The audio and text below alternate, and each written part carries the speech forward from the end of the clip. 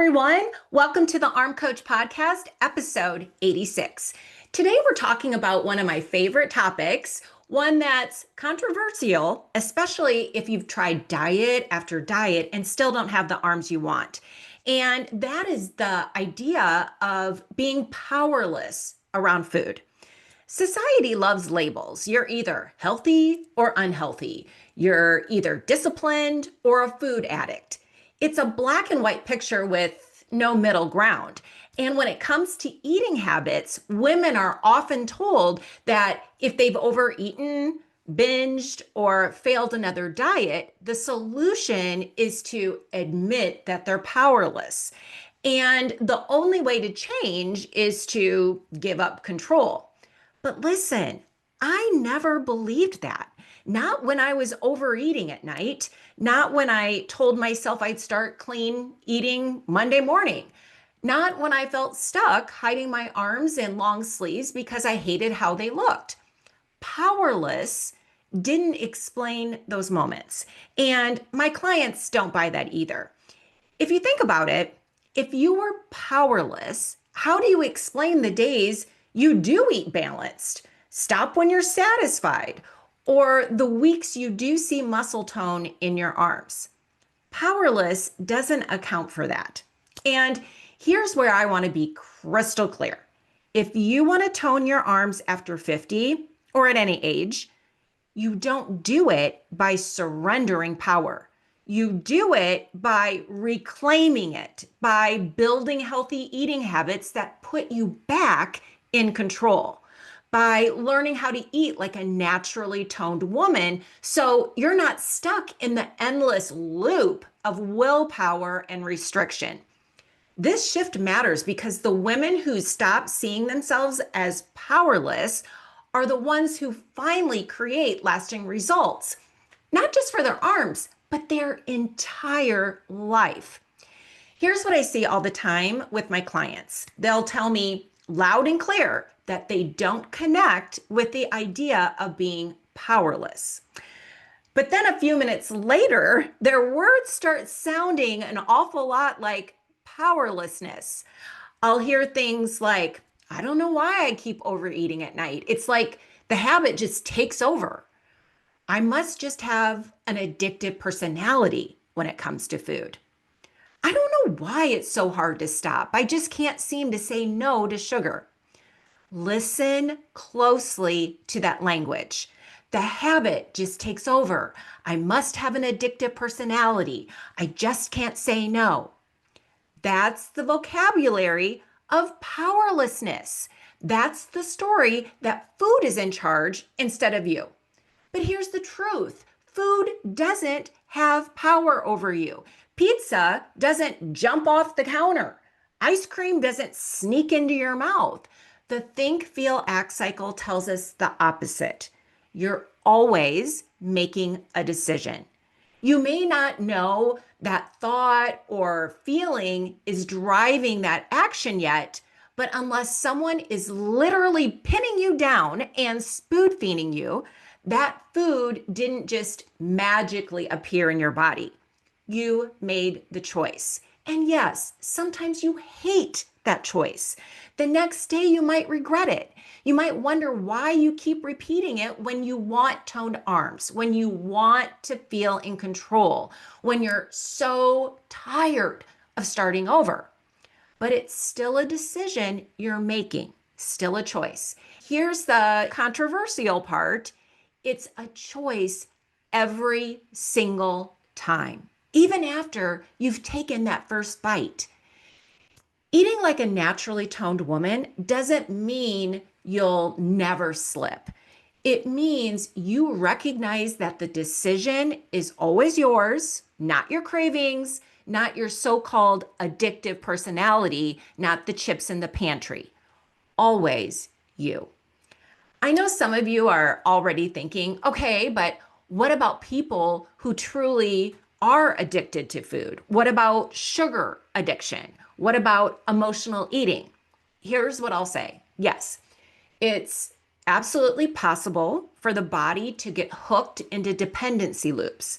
Sugar can light up your brain like a drug. Highly processed foods are engineered to do just that.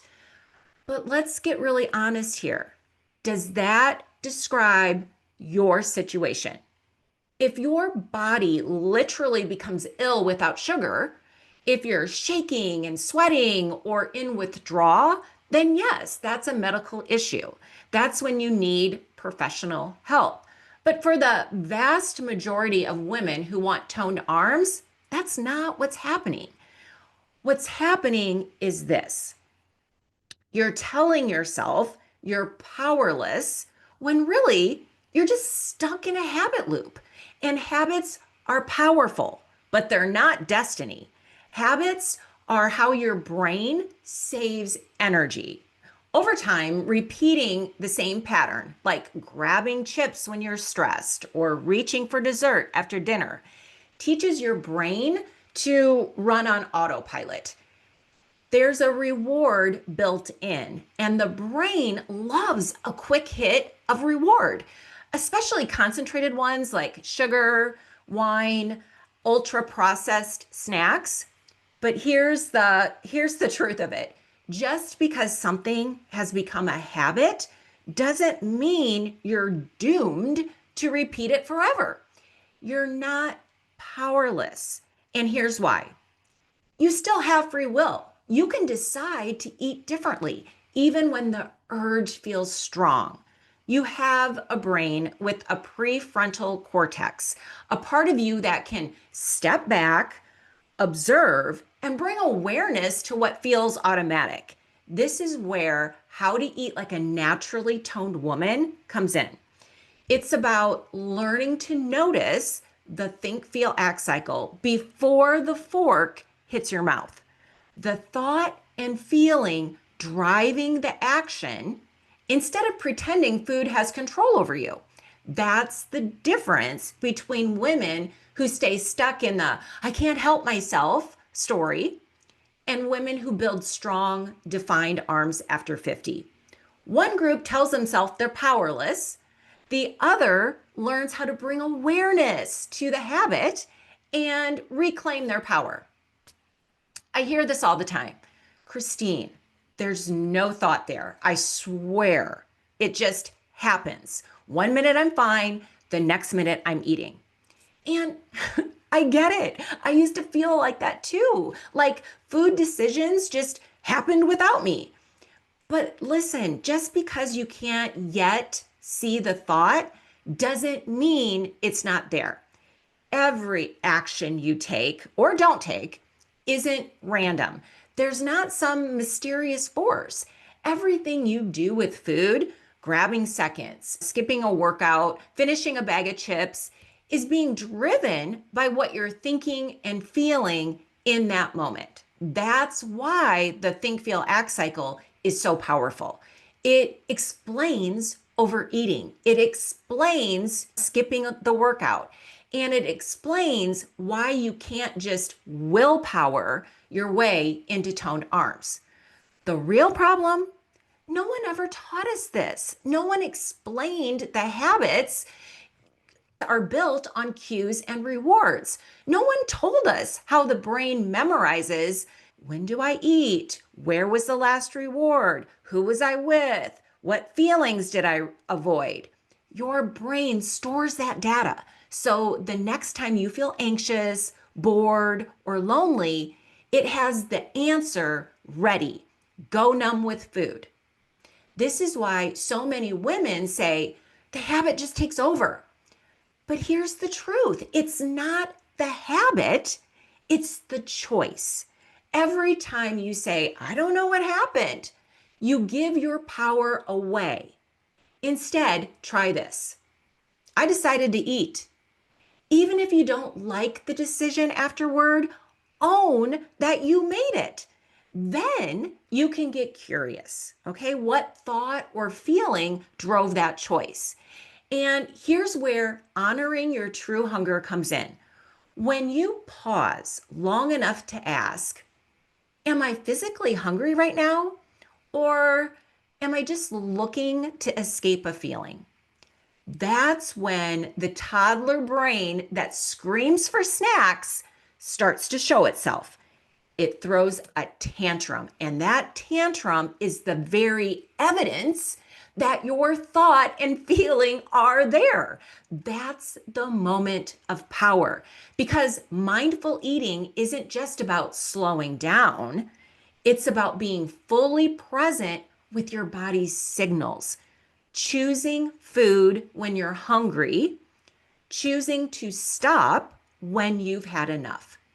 That's how naturally toned women eat. That's why they don't feel powerless. Yes, mindfulness is simple, but simple doesn't mean easy. We live in a world designed to distract us from our bodies, from our hunger, from the here and now, which is exactly why being mindful takes practice, like lifting weights, right? But for your brain. So don't fall for the excuse, I don't know what happened. The habit just took over. You are not powerless. You're capable of tuning in, of practicing mindfulness, of honoring true hunger instead of numbing emotions. That is the path to becoming a woman who eats and lives like someone with strong toned arms. All right, let's look at the second excuse I hear all the time. I don't know why I overeat. I guess I just have an addictive personality. And listen, I used to say this myself. I used to explain away all kinds of things by calling them just my personality. I'd say, I'm just someone who can't relax. I'm just someone who's always hard on herself. I'm just someone who always wants more food. Maybe you've said something like that too. I'm just someone who can't stop eating at night. I'm just someone who's addicted to sugar. I'm just someone who doesn't have discipline. Here's the problem with that thinking. When you describe your struggles as personality traits, you make change sound impossible. If it's who you are, then you can't do anything about it. I was born this way. It runs in my family. It's just who I am. But let's call this out. It's not personality. It's mindset. It's a thought you've rehearsed so many times, it feels like identity. And the more you say it, the more you cement it, which means you stop even trying to listen to your body, right? Stop trying to honor true hunger or eat in a way that would actually help you build the toned arms that you want. Because here's the truth, you are not just someone who always overeats. You are not just someone with no willpower. You are not just addicted to food. You are a woman with a brain that has practiced certain thoughts and practiced them enough that they feel like personality. But thoughts are not destiny. Personality is not a prison. You have a prefrontal cortex, the part of your brain that can choose how you show up, choose how you respond, and choose to honor your hunger instead of numbing your feelings. That's the difference between staying stuck in the that's just who I am story and becoming someone who eats like a naturally toned woman. Because naturally toned women don't tell themselves, I was born to overeat. They tell themselves, I was born to listen to my body and I can practice that skill until it feels natural too. Here's what I think most of you are actually describing when you call it your personality. What you really mean is, I've got a bunch of think, feel, act cycles running in my head, and I've never questioned them. You've rehearsed certain thoughts for so long that they just feel automatic, like identity. I've never considered that my thoughts were optional. I've never been told I could choose new ones on purpose. So those habitual thoughts create feelings. Those feelings drive actions. And you look at the actions and say, see, that's just who I am. But listen, you don't have an addictive personality. What you have is a Rolodex of excuses you've trained yourself to believe. Your brain just flips through them until it finds the one that sticks. Who cares? One bite won't hurt. It's been a long day. I deserve it. Screw it. I'll start again Monday. Sound familiar? That's not your personality. That's permission giving thoughts. And the more you say yes to them, the deeper the overeating habit gets. Not because food is stronger than you, but because no one ever taught you how to respond to an urge without caving. No one told you that an urge is not an emergency. And this is the turning point. When you stop treating urges like emergencies, you finally create space to hear your true hunger signals. You begin to ask, am I actually hungry? Or am I just reacting to a thought like, I deserve this, or one more won't matter? That's the skill that naturally toned women practice. I used to believe I had an addictive personality. I thought I was just someone who couldn't say no, someone who always wanted more, who ate too fast, who could never stop at enough. And yet, that belief was completely at odds with the part of me that refused to accept I was powerless. Because let's be clear, there is no such thing as an addictive personality. There's no set of traits that condemns you to overeating, no genetic card that makes you powerless to tone your arms or eat differently. What there is a pattern of practiced thoughts.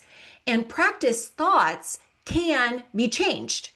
So when you tell yourself, that's just who I am, I have an addictive personality, what you're really saying is, I was dealt a bad hand.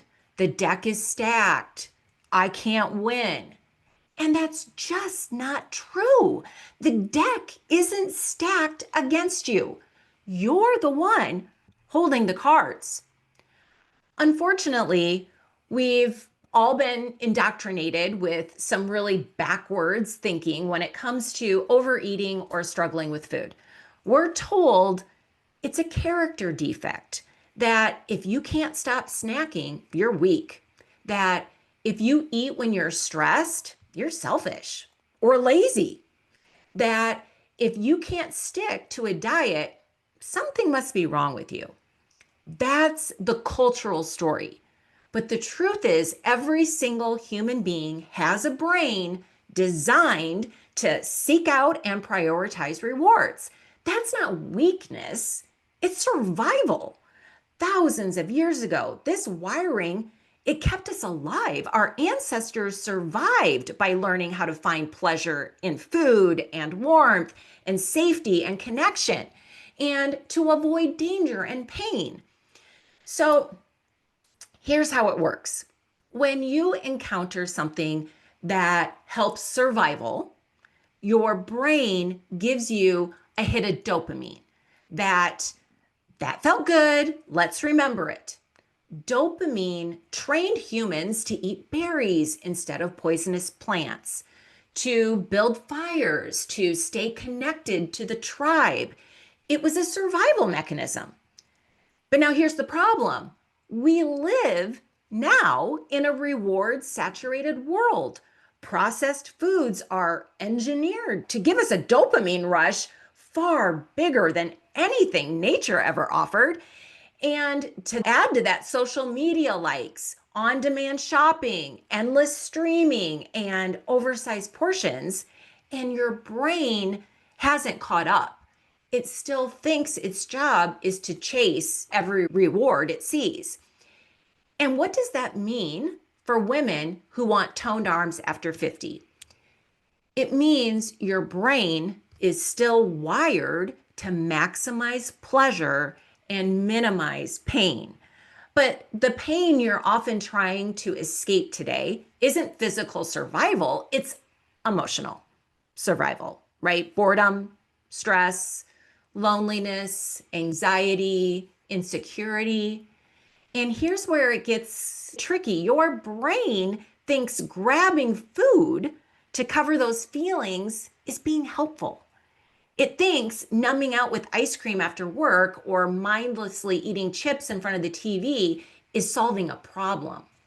But in reality, it's training your body away from its true hunger signals and keeping you from the arms and the confidence you want.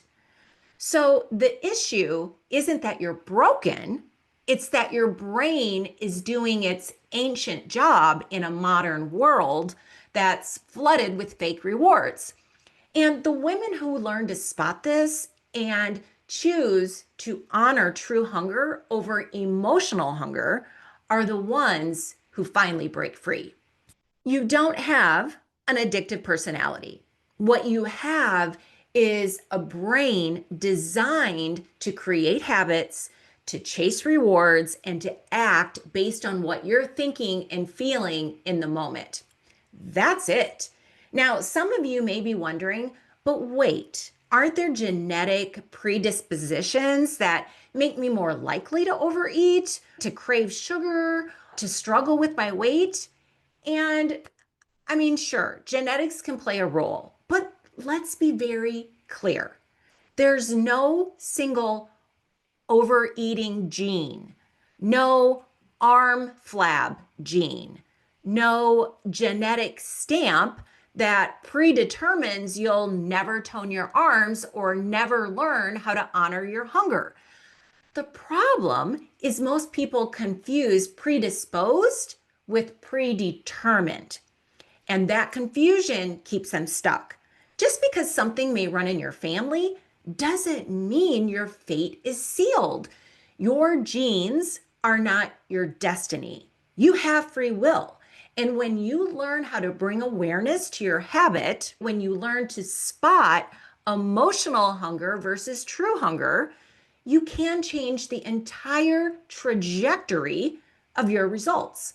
Now, I know some of you are already pushing back with this thought. Okay, fine. Maybe I make the decision to eat. Maybe I don't have an addictive personality. But once I start, I can't stop. Let's pause right there because that line, once I start, I can't stop, is not a fact. It's a thought. And what does that thought create for you? It creates the feeling of powerlessness. And when you feel powerless, how do you show up around food? Do you listen to your hunger cues? Do you stop at enough? Do you build the consistent habits that tone your arms? No, you hand all the power over to the food. And here's what your brain does. It starts scanning for evidence that the thought is true. See, you finished the cookies again. See, you couldn't stop at one slice of pizza.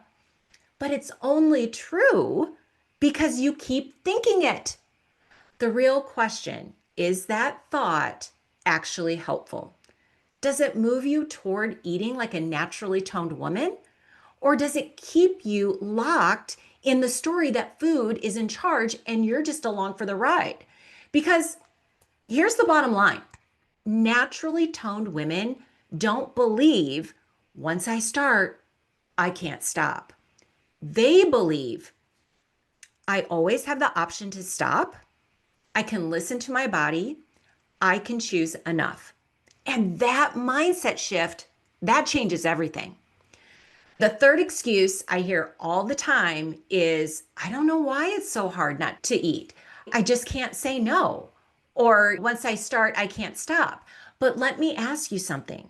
Do you always eat the same amount? Do you always clear every plate every bag, every container of food in your house? Do you always eat until you feel physically sick? If your answer is no, and for most of you it is, then how do you explain that? If food is really in charge, why don't you always overeat to the exact same extreme? Why don't you always finish the carton of ice cream, the family size bag of chips, the leftovers in the fridge? Why don't you always eat until you can't move? The truth is, you don't because you're making decisions even in the middle of eating. You might stop later than you'd like, but you're still choosing. If food were running the show, if food had all the power, your eating would look the same every time. But it doesn't. Sometimes you stop, sometimes you don't. And the explanation for that is that you are the one deciding. And here's where it gets a little uncomfortable because your brain is making those decisions based on thoughts, whether you realize it or not. Okay, thoughts like, I don't eat more than what fits on my plate. I don't let food go to waste. I only eat dessert if someone else is having it. Or I'll stop after this one. I'll stop after this bite.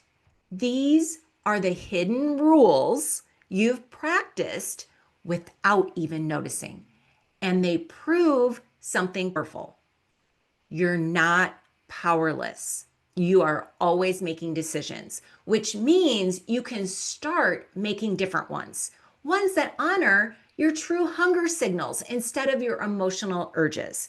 Because here's the real difference between women who stay stuck overeating and women who eat like naturally toned women. The first group tells themselves, once I start, I can't stop. The second group tells themselves, I always have the power to stop when I've had enough. When you shift into that belief, your arms, your body, your whole relationship with food begins to change. I always think back to a moment in my 20s that taught me something powerful about decision making. I was out with a friend, already a few drinks in, when my mom called me with devastating news. In that instant, everything changed. There was no question. I wasn't going to sit at the bar and keep drinking. I left, found a ride, and went straight to her and my family. Now, think about that. If alcohol was in charge, how was I able to stop cold in that moment? The truth is, it wasn't alcohol running the show. It was my thoughts. The thought, I need to get to my family, was so compelling that it overrode everything else. And that's the same truth with food. There are times when you overeat, telling yourself, who cares? One more won't hurt. I'll start fresh tomorrow. And there are other times when you stop. Maybe because you're out with friends, maybe because you want to feel good for a workout the next morning. Either way, it's your thoughts driving the decision, not the food. This is why your eating doesn't always look the same. Sometimes you stop, sometimes you keep going, because in one moment you're thinking, I deserve this. And in another moment, you're thinking, I want to feel strong tomorrow. Your thoughts create your feelings, and your feelings drive your actions. So when you tell yourself, I can't stop once I start, or I just can't say no, you're literally creating the feeling of being powerless. And that's the real problem. It's not the chips, the dessert, or the late night snacking. It's the story you're telling yourself about them. Listen, here's the truth. The moment you accept that you are the one making decisions around food, every bite, every snack, every time you stop or don't stop, you take back your power. And yes, it feels uncomfortable because there's no one left to blame. Not your genes, not your metabolism, not your so-called addictive personality. Just you and your choices. But that discomfort, that's also the doorway to freedom. Because once you see that your thoughts are behind every overeating decision, you can finally start changing them. You can start practicing the thoughts that honor your true hunger, that let you stop at enough, that align with eating like a naturally toned woman. That's where your power lives. Not in diets, not in willpower, not in once I start, I can't stop. It lives in taking radical responsibility for your choices. And when you do that, not only do your eating habits change, your arms, your confidence, your whole life starts to transform.